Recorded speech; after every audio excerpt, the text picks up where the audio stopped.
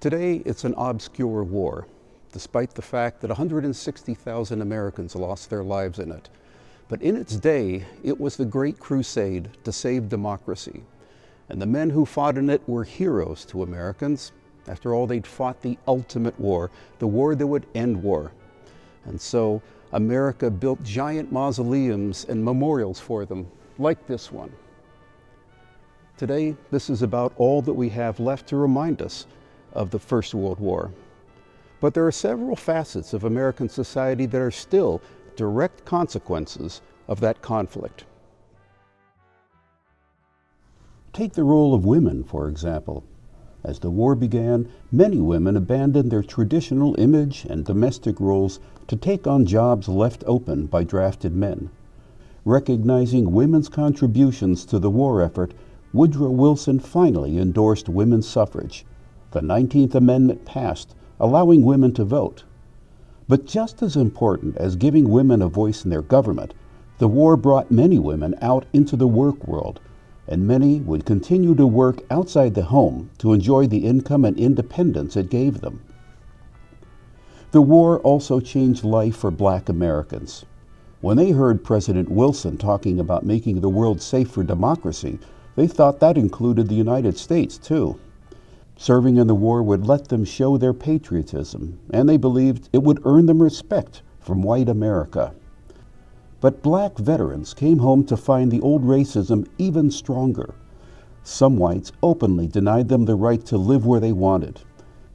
In their unwillingness to resume their submissive role, these veterans confronted racists.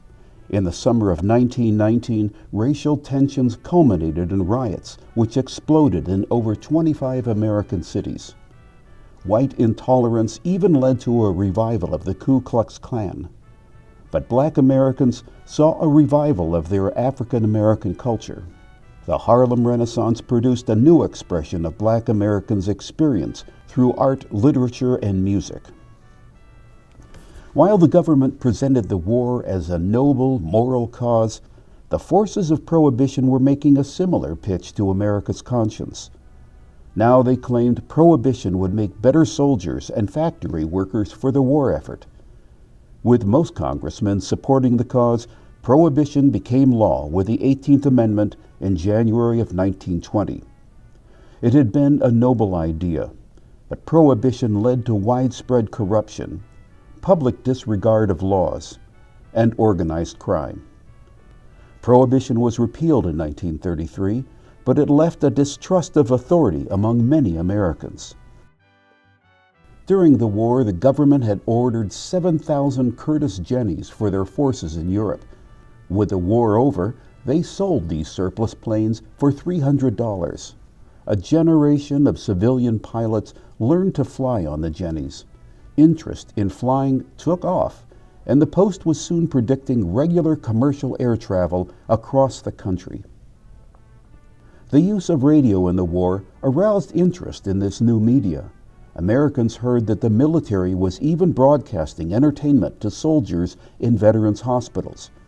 When President Wilson lifted the ban on civilian transmission, a lot of Americans started building their own radios and radio stations.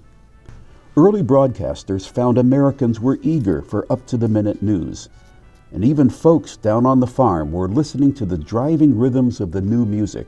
The Jazz Age had begun. Last, there was the war's long impact on America's foreign policy. In April of 1917, when President Wilson asked Congress to declare war on the Central Powers, he said America should fight to make the world safe for democracy. That principle became the central thread of America's foreign policy. For nearly a century, it influenced our relationships with all other nations. We are now in the business of encouraging democracy in the world, whether in the Pacific Islands, Europe, Korea, Vietnam, or the Middle East. Another of Wilson's goals was to create an international peacekeeping force to avoid future wars. Unfortunately, America didn't join the League of Nations that he helped build. By the next World War, America realized whether or not it liked the idea, it now stood at center stage of global politics. Wars change nations, and the America that came out of World War I was quite different from the country that had gone into it. The post-war America resembles our own. The long-gone pre-war America was a coal-powered, horse-driven rural country that wanted little or nothing to do with the rest of the world.